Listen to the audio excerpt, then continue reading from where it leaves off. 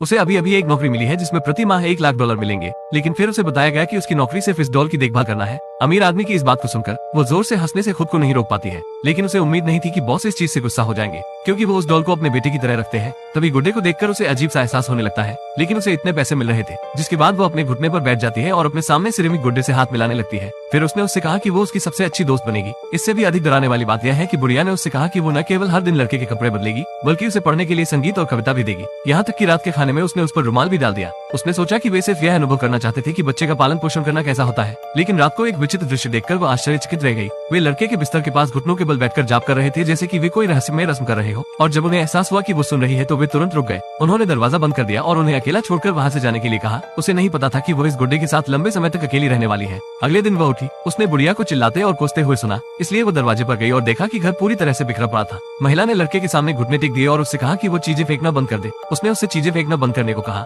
लेकिन तभी बूढ़ा व्यक्ति अचानक लड़की के पीछे आ जाता है।